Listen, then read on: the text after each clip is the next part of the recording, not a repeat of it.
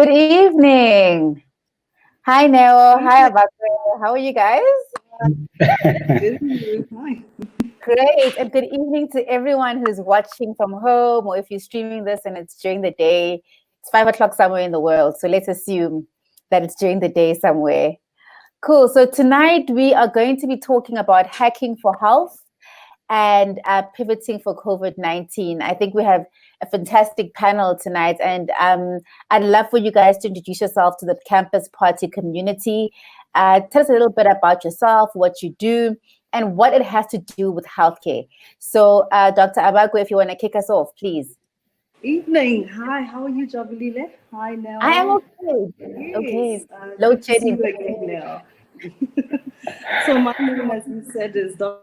Aobakwe Segwe. I am a radiologist by profession. What that means is that I get to look at shadows, medical shadows, all day. I'm excited to be here, and I'm really looking forward to sharing more insights even as the conversation continues. But just to give you a bit of background about who I am, I'm originally from Mafikeng, which is a small town in the Northwest Province. I went to a maths and science high school, and from that very young age, I knew that my path was destined to be in the sector that has to do with science.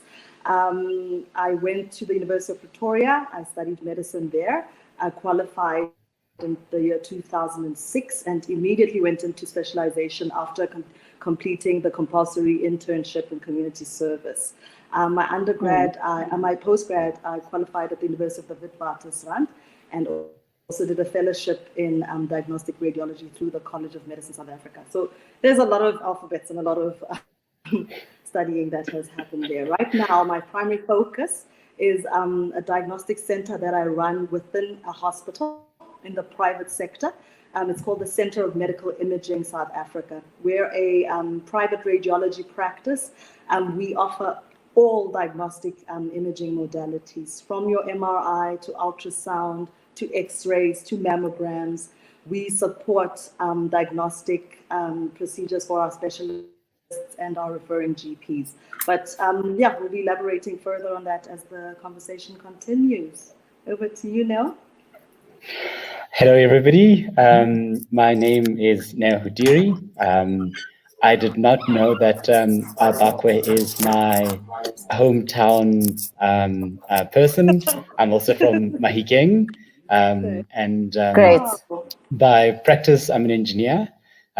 So my focus is on building systems and making sure that the systems work reliably.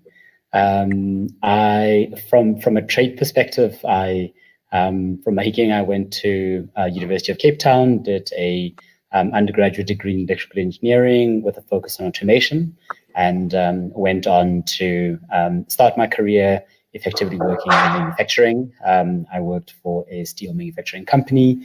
Anything from automation to electrical works within a factory, that was my bread and butter.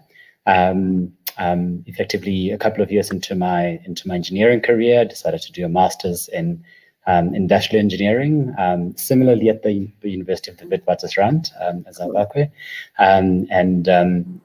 After that, I guess the entrepreneurial bug bit me. So currently, I'm the founder of a company called Technovera, and we've created a solution called Pelebox that is focused on enabling access for chronic medication.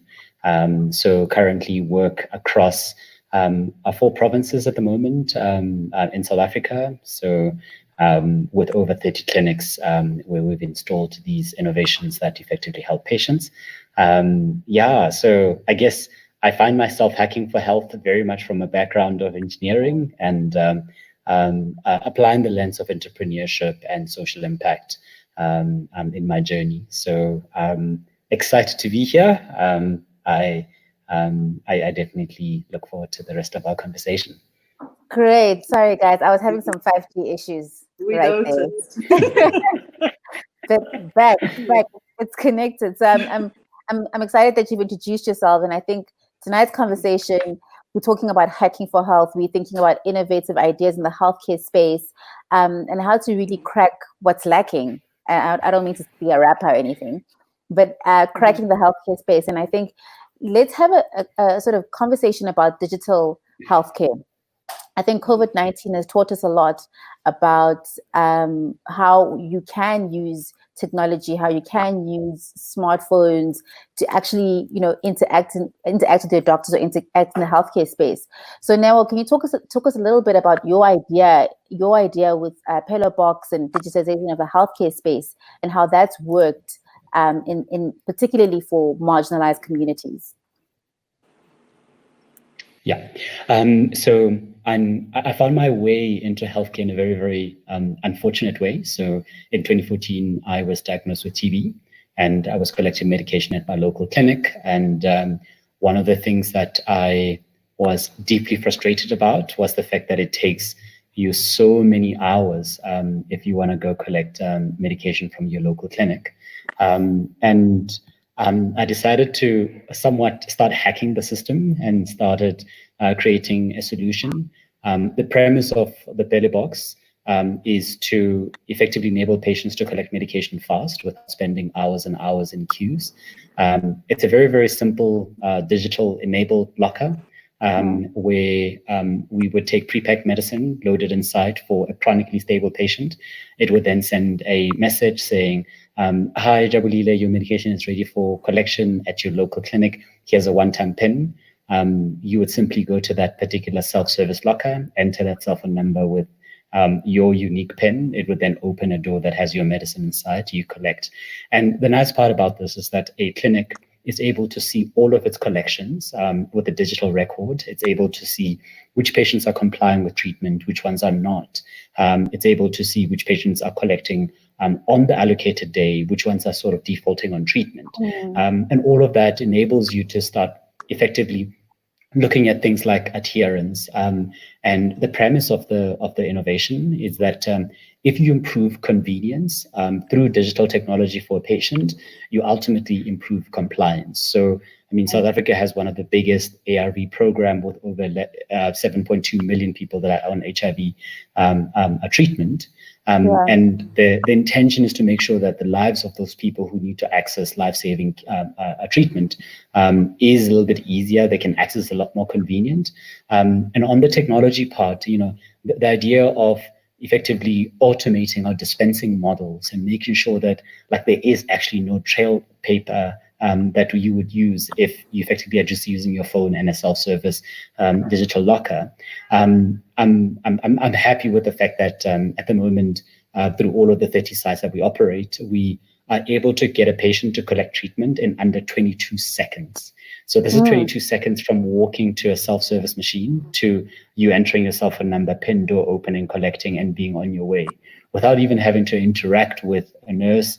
And the benefits of the products and the solutions is that it reduces the amount of staffing burden that you need, but it improves convenience for the patient. So I guess my journey is one of a entrepreneur that is looking at low-income communities that are reliant on state-funded care, but sometimes are spending so much time in queues. And I mean, you enable somebody to have so much possibilities if you take them from a queue that is 3.5 hours to literally 22 seconds if you use technology in a very, very well thought out way. Yeah, and I think what you're highlighting is the need for a seamless and frictionless journey, a member journey when we think about healthcare, which is not the sort of normal practice. It's usually onerous, tedious. That's what you expect in the healthcare service. So it's really creating a pathway for seamlessness. And I think to sort of bring Aobakwe into this conversation, you work behind the scenes from the doctors and the specialists. You do a lot of the work in advising and giving information about decisions that those healthcare practitioners who deal with patients need to make. So can you talk us through what the digital age and what the gig economy and what technology has enabled for you in that space in creating a seamless journey behind the scenes that we're used to as patients? Indeed. So just to give a bit of background in terms of how radiology works and how it's evolved, we call it having changed from an analog type of acquiring images to a more digital. Like a clock. Yeah, exactly.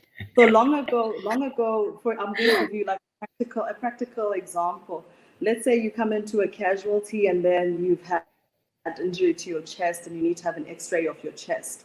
Long ago, we would have to come with the machine, take the picture, the cassette goes into the dark room, we come back to you, and then we're like, whoa, maybe you shifted a bit, now we need to repeat the exposure. Or there was an issue with the processing, with wet processing back then. But now, with advances in technology, that whole process, you get to the side of the patient. As you acquire the image is already in front of the doctor. The doctor can make a decision. Do I need to adjust the central line?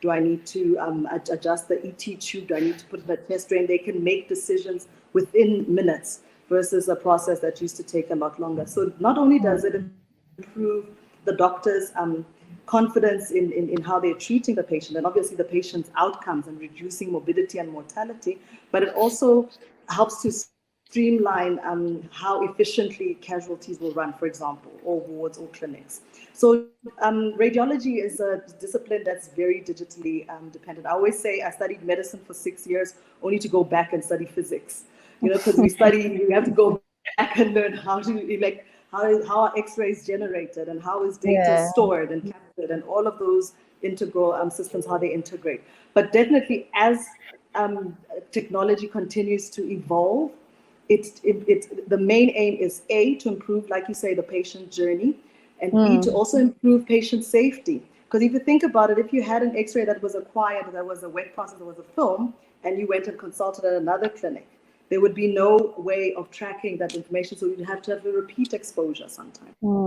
So it minimizes the radiation burden on our population as well. So I find radiology exciting in that as you're developing a piece of equipment, there's like multiple improvements made to it. So you're constantly having to keep up with the different technologies that are coming out, the different applications that are coming up. Maybe we'll link with it later, but I was even talking about how AI or artificial intelligence is coming into our radiology space. Some clinicians view it as a threat to their livelihoods and that, but I see it as like a supportive mechanism, because you almost have like a rise of the robots supporting the radiologist and giving an unbiased opinion of what the image is showing. Right. So I'm really excited about the developments from a digital point of view in radiology. Yeah. Right. And I mean, the patient care and patient interaction is one relationship between sort of the physicians and the staff in the hospitals that continuously needs to improve. So I think you make a salient point earlier in thinking about that decision-making process that doctors or other health providers need to start leveraging existing technologies rather. And this is where I want us to have a bit of a hack now in, what are the sort of ways in which you think the patient care and experience should be improved, can be improved? What are the sort of short-term solutions that you've been thinking about and seeing in your business? Yeah. So I think that's a very good one, primarily because, within the fraternity, we talk about this patient centricity concept. How do you make sure that the patient is always at the heart of anything that we do? How do you make sure that they're well considered when you have to think about an improvement, and so on? And it can be in simple things. It can also be in very, very complex things as well. From as simple as actually, if I've been taking my treatment and it's a lifelong treatment, all I want is I just want to be able to come in and collect and be on my way, especially if I'm responding well to that particular treatment. And then effectively starting to put in systems that says, okay, but this is what the patient actually wants and needs. How do we make sure that we take account of patient safety, but not necessarily making it complex, but also making it a lot more efficient for that person who we're designing for? And I think sometimes we can get in our own way and trip our own shoelaces by trying to over-engineer and trying to bring in this level of complexity. And I think the context of how do you put this particular person at the heart of what we do becomes quite simple. And I think in the work that we do, you typically hear somebody saying, actually, sorry, I can't come collect medication from this particular clinic. I wanted to know if I can collect it somewhere else because I happen to be going to a different town and I'm seeing family and whatever. And the unfortunate part is that we've built a portion of our systems in such a way that they're so rigid. They don't have that flexibility to build in the human needs, the person that actually still want to comply with their treatment collection, but still effectively says, but I'm going to be in a different province. How do you make sure that I can have a system that is as versatile and can adjust to my needs as a patient? And obviously with something as simple as distributed lockers across a network, you're able to then start saying, okay, fine, if this patient is saying that I'm going to be at this particular region of the country, how do I make sure that the medicine can be rerouted to that particular location or can be loaded at that locker in such a way that they can still have that access? And I think it's those simple things that you start to, it's almost as if you start to build systems that can learn what humans need, and you make sure that they have that level of flexibility in such a way that they can respond when that flexibility is required and called for. It's that process of paying attention to the simple things, as somebody saying, actually, I want to be able to collect my medicine in this particular way. Let's say, for instance, as right now, we started our journey with wanting a biometric system and wanting a system where you can walk up to it, open your eye, iris scan, picks up that, and with facial recognition. And actually, the patient then says, my guy, you're just making that difficult. Just make it simple, man. Just give me something simple that works. And I guess when in pursuit of scale, in pursuit of systems that really work and that can scale, that can have a massive impact across Africa and the rest of the world, simplicity and that whole process of the design philosophy for those products and systems that we have to build have to echo the context of patients' interest right across each and every stage.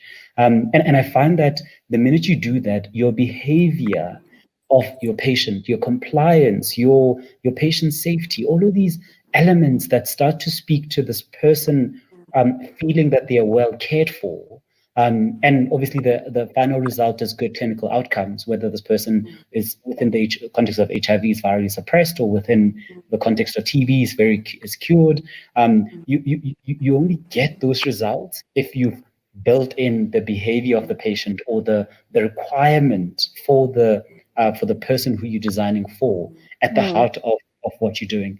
And I guess the one thing that I've learned personally is sometimes as an engineer, you need to get out of the way and actually allow patients to design for themselves, obviously through your hands and through your mind, because you might be able to bring those ideas to life. But effectively trying to build a healthcare model or a healthcare system that puts the patient at the forefront, even in design considerations.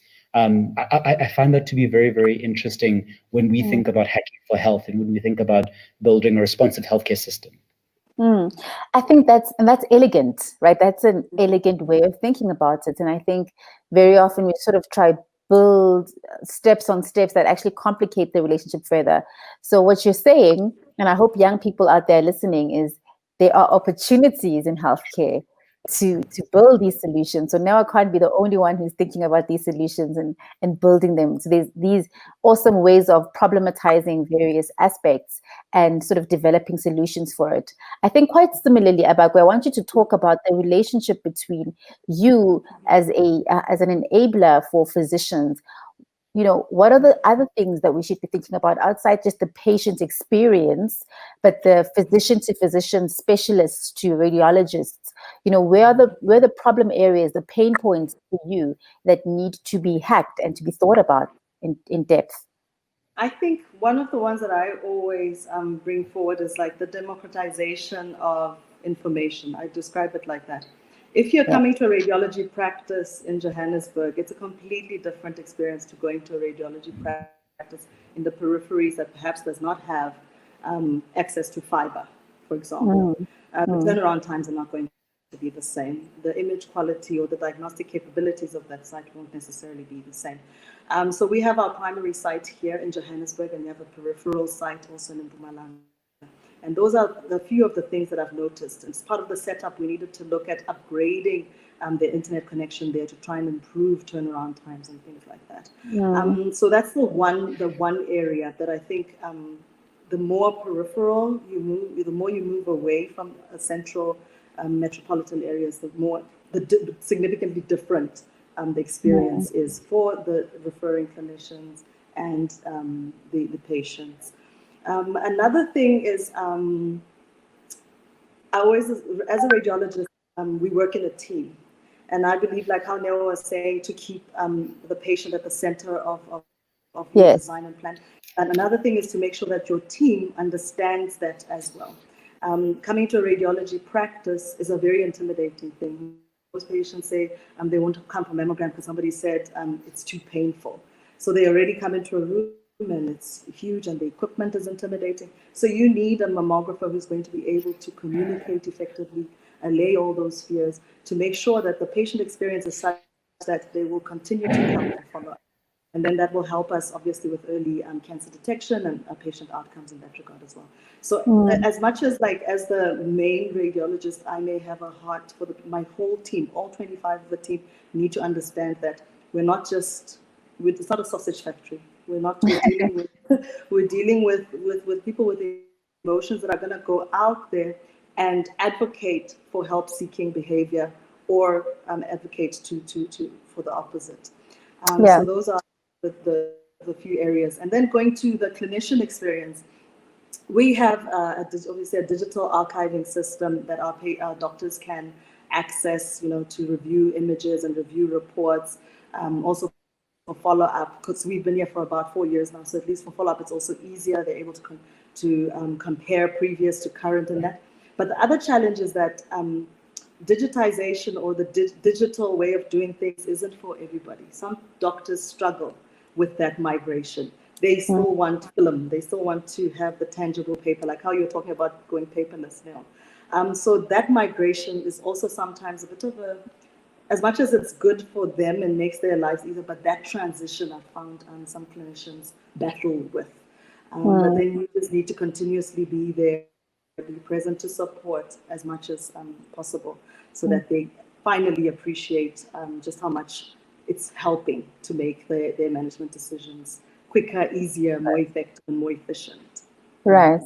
So let's double down on something that you've both spoke about, which is this idea of patient centricity. And a lot of it now is linked to behavior, right? Understanding how people think, what their biases might be, what their perceptions might be, and using those in order to design processes or design products that work for them. So I've sort of worked in the wellness space, thinking about behavioral economics and thinking about how do you make people make better decisions, given that people don't want to think too long about those decisions. So in your experience, behaviorally, what are the innovations that you are seeing? And sort of linked to that, what sort of behaviors should we be pushing, or the healthcare space should be pushing patients towards in order to improve outcomes, which is something you've also sort of spoken about? Yeah, so I think this is a very interesting one, because like whether it's humans in healthcare or it's humans in education, humans are they're one constant.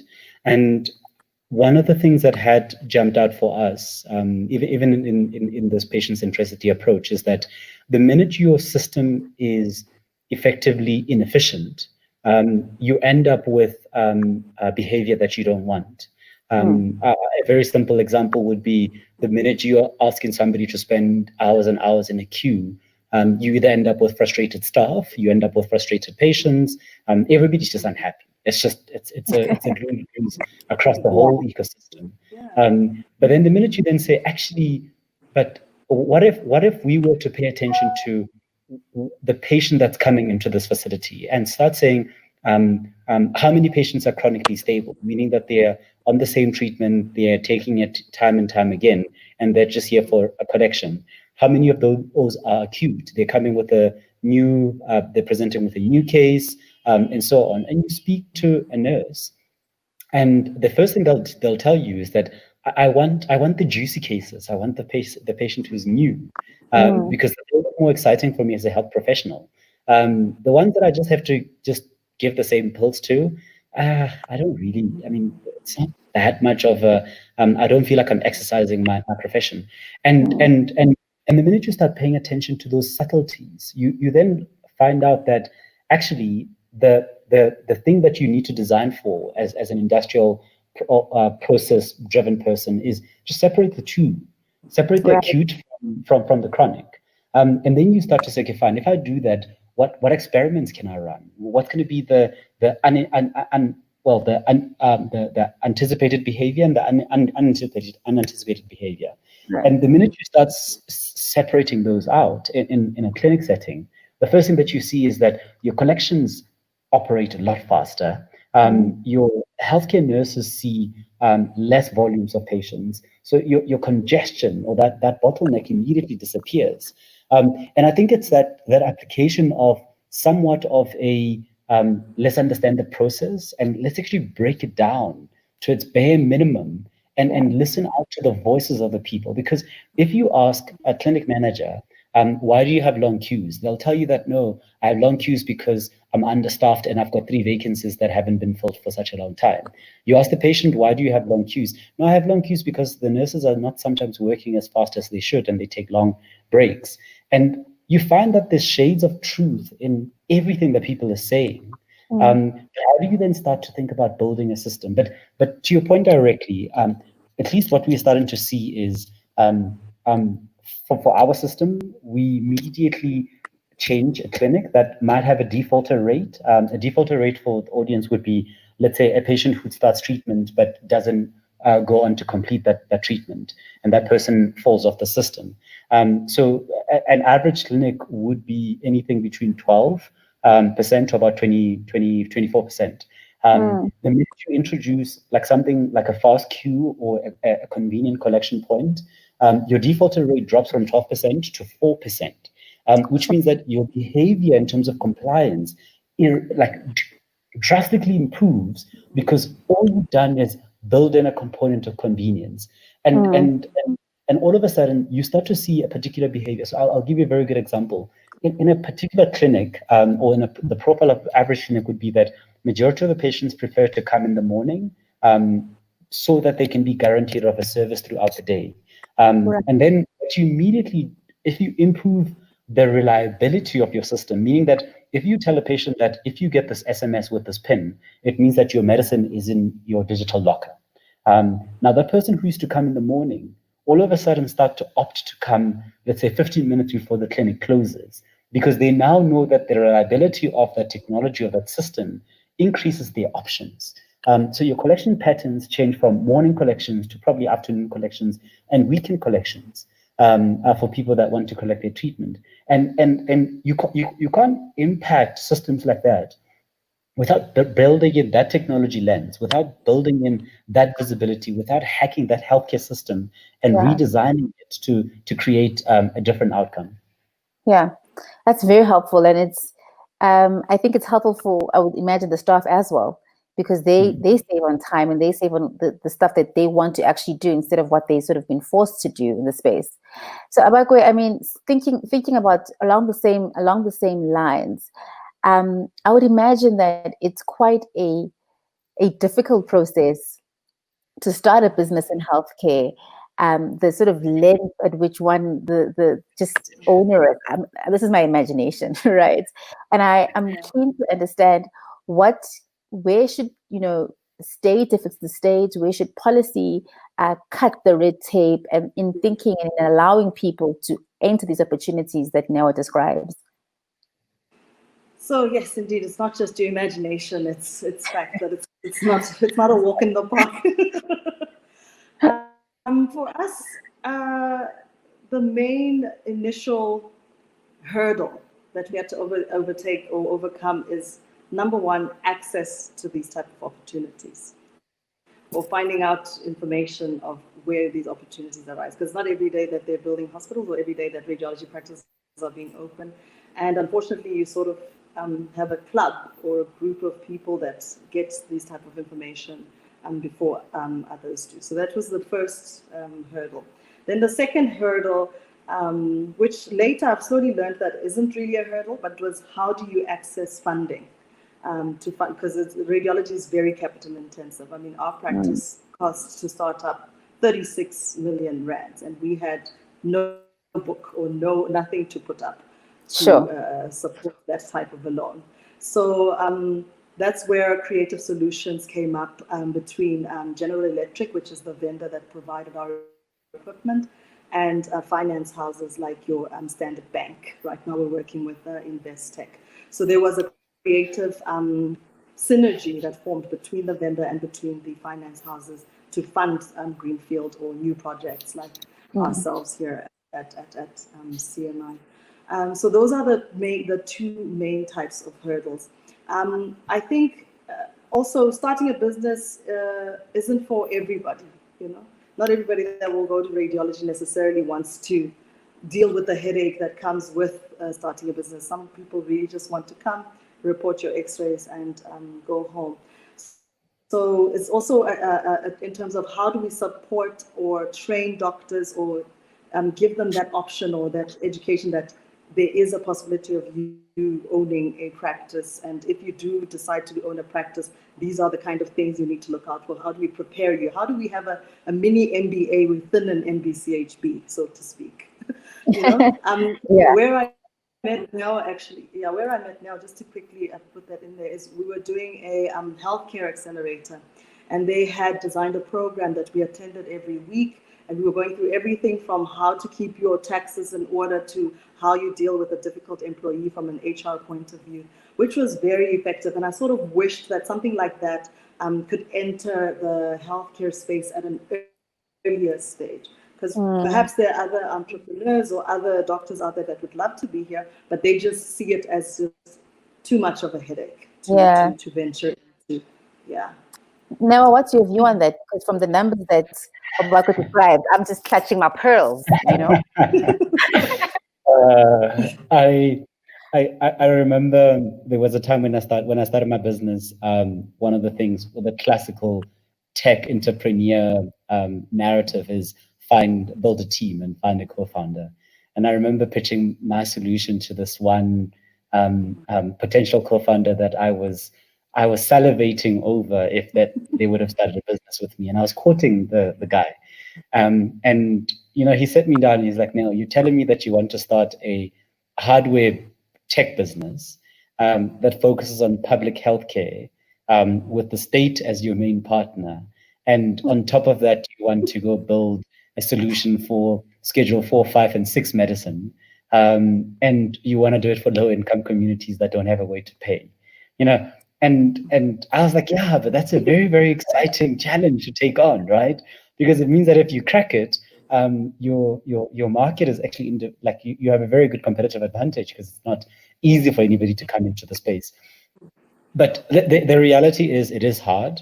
It does require that degree of tenacity, especially in my case when I came from an engineering background to and a manufacturing background to effectively building a tech solution in the healthcare space. And obviously, I also sat with the challenge of going to build a product from scratch and going through the regulatory hurdles to get it approved, engaging with a pharmacy council. And I guess in my case, I had to go all the way up until National Department of Health says, okay, we can see how this complements part of our strategy. And it does mean that you have to keep on knocking on those doors. It does mean that you have to be talking to everybody in your network to dig out that information that Aobakwe is talking about, because it's most of the time it's not going to land on your lap, and that is part and parcel of business. There is definitely a need for ecosystem environments that can effectively reduce the hurdle rate that it takes for somebody to be able to get into entrepreneurship or into business. And yes, the money that is upfront required for one to effectively build a successful business or to build a business that can effectively survive the tide of longevity is important. But I also think there's a context of the founder themselves really wanting to do this and really saying, I have an appetite for all of the hurdles that are going to come my way. I mean, it doesn't matter whether you're dealing with employees or you're dealing with tax, you deal with all of these facets of the MBA element in it.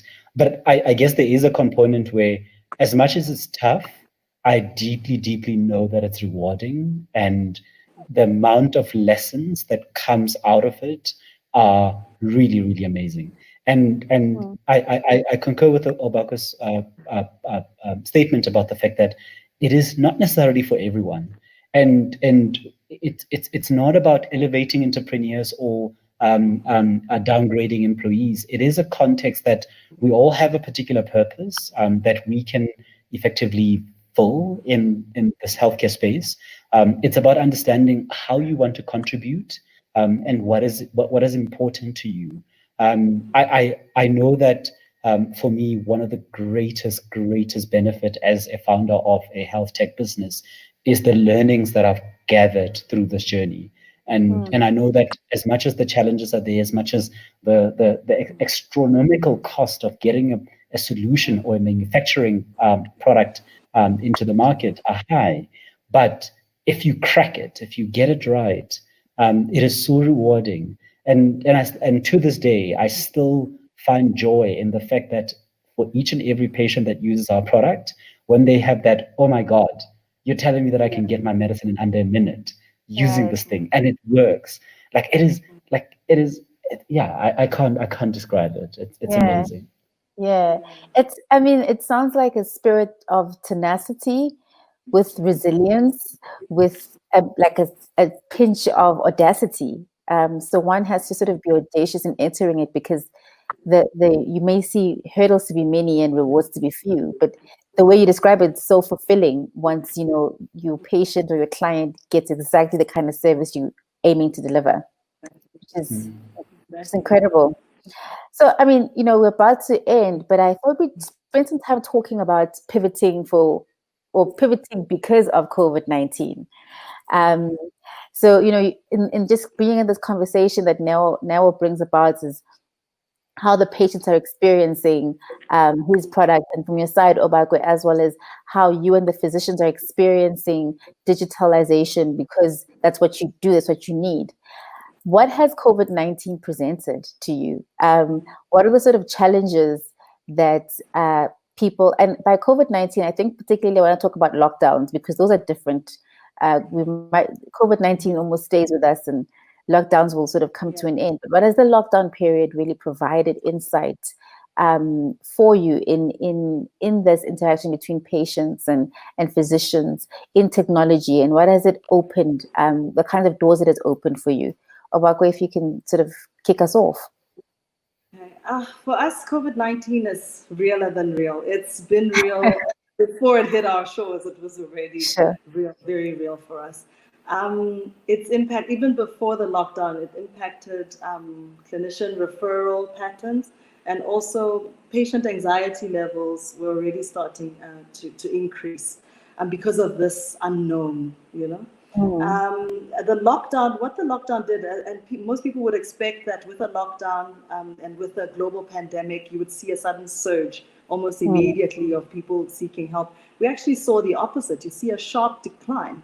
Because if you think about it, healthcare is the majority of it, it's elective type of cases, Yes. It's patients that are having a chronic type of a symptom, and then they'll come in. But because now there's this global pandemic, there's a lockdown, a sharp decline occurs. Doctors are more reluctant to see the normal queues in their waiting rooms, so they limit the number of patients that can come. And also due to restriction, obviously, their waiting rooms also can only take up so much space. This has a spillover towards the hospital as well.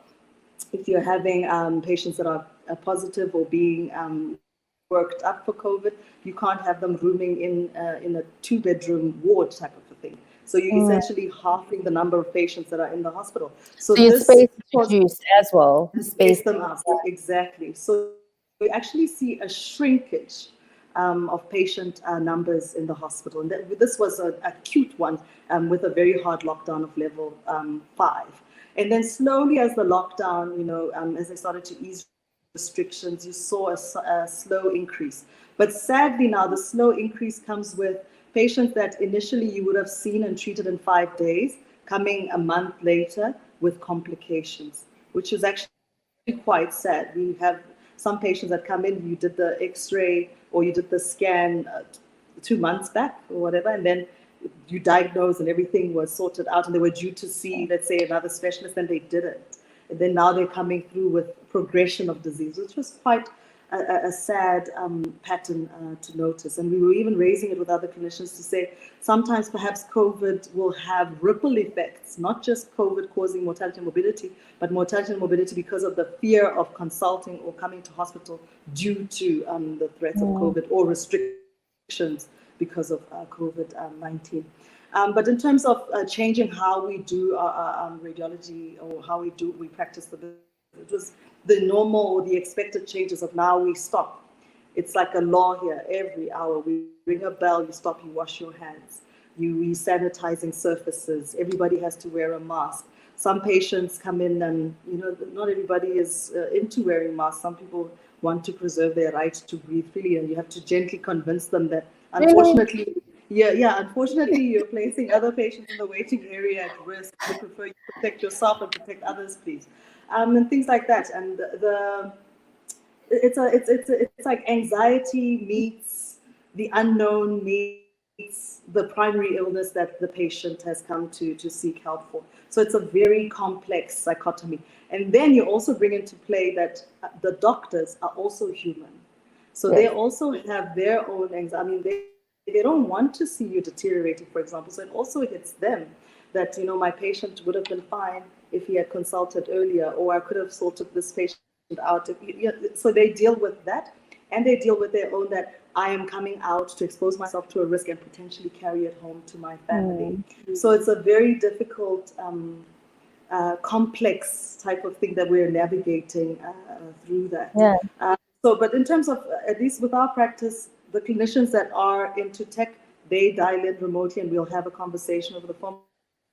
The ones that are used to coming through for face-to-face consultations, obviously now they also come in less and less, or they stand, at a further distance and talk, from across the room to practice social distancing.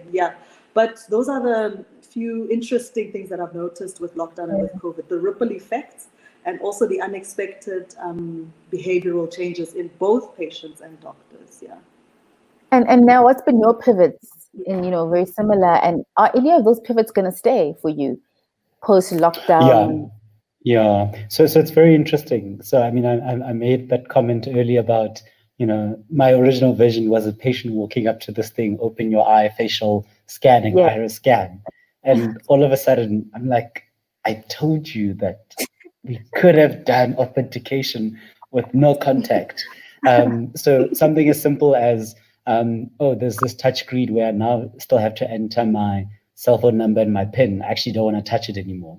To how do we make sure that we can authenticate a patient who just wants to be able to take their phone, open an app that is connected to the locker, and enter their cell phone number and their PIN on that particular app as well.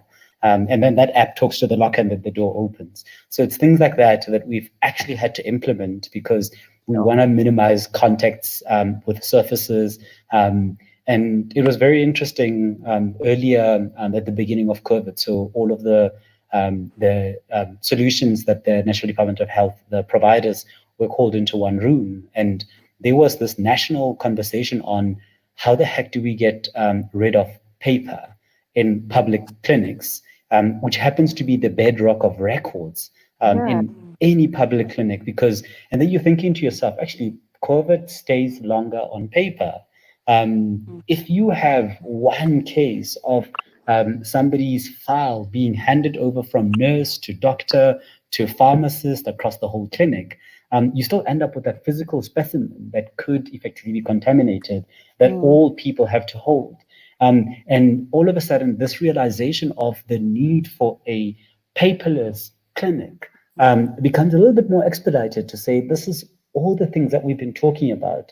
All of a sudden, this narrative of there was a shutdown that happened. I actually decided to go to my home province, but now I still need to seek care in that home province. I can't access care in another province. And all of these realities became a little bit more acute. And in them becoming acute, they present opportunities for people that were on the edge around adoptions of technology, especially public officials, to then say, actually, how do we fast track some of those projects? I guess in my case, it's a little bit different because we've seen a need for our product increase because more and more patients would rather go to a self-service locker to minimize the amount of contact that they would want to have with the nurse if it's unnecessary. And right now we are ramping out more and more of the digital lockers. So I found that to be a very, very interesting conversation around COVID has enabled some of the people that were sitting on the fence to embrace technology a little bit more, to think about some things as, like home delivery for chronic medication. It feels like it's an essential thing, but we've been on the fence about it for such a long time within the public healthcare space. And all of a sudden that becomes a reality of saying, actually, let's look at all the patients who have underlying conditions, and let's really, really try and say, how can we do home deliveries a little bit more economically in scenarios where we don't want those people to come to the clinic and potentially be exposed to other patients. And I find that to be a very, very interesting reality that is changing the landscape for public healthcare, at least, probably for the better, and for more adoption of solutions that people have been on the fence about. Yeah. That's exciting. I mean, that's a really good way to sort of end off this discussion. We are out of time, but I'm going to take 32 more minutes just to have your parting shots each. And I think part of that, just tell us what you're reading. What's the kind of content that you are taking in, particularly in relation to healthcare? Let's get people. I'm very, very invested in getting people reading the right content. So when a panel is this great, let's talk about what you're reading and any parting shots that you might have. Doc? Well, I'm very boring, so I'm reading journal articles on COVID and improving diagnostic accuracy from a radiology point of view. I don't know if people have an appetite for grayscale images, but that's what's consuming my time right now. I'm trying to improve our accuracy for COVID pickup on X-rays. Although X-rays are not the primary mode of diagnosis, we're still relying on the throat swabs PCR results. But radiology acts as an adjuvant should there be lower respiratory tract symptoms. So I'm trying to improve on our CT and on our X-rays. How do we characterize and give them the clinician information to say, this one, we're worried about him deteriorating in the next few hours. This one looks like he's recovering. This one, we're still on the fence, look for other causes of his respiratory symptoms. So that's what I'm entertaining myself with right now. Look, I don't judge you. No? I would like to claim the same, that I'm reading everything about digital technology and scaling business, But to be honest with you, I'm rereading. There's a really, really fascinating book by Ben Horowitz called The Hard Things About Hard Things. If anybody's thinking of entrepreneurship or founding companies or thinking about building digital technology solutions, I definitely would recommend that. It's a book that somewhat shows you the harder part about doing something as hard as building a business. I definitely recommend it. Okay, thank you so much. I think this has been an incredibly educational as well discussion, and I had so much fun. Time went by so quickly. But before we go, I just want to do a very quick call to action.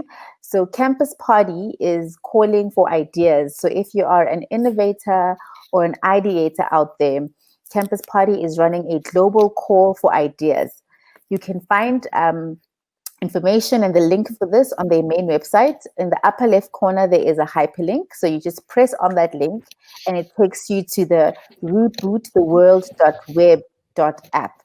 So global funders, it's not just South Africa, it's not just in Africa, but global funders are looking to support innovative ideas. And I think healthcare is definitely one of the things that we should be thinking about, and young people should be in, hacking around. So please apply by tomorrow Saturday night, yes, just apply tomorrow night and you should be picked up, and maybe let's see you get your idea funded. That would be very exciting. For this chat, thanks guys.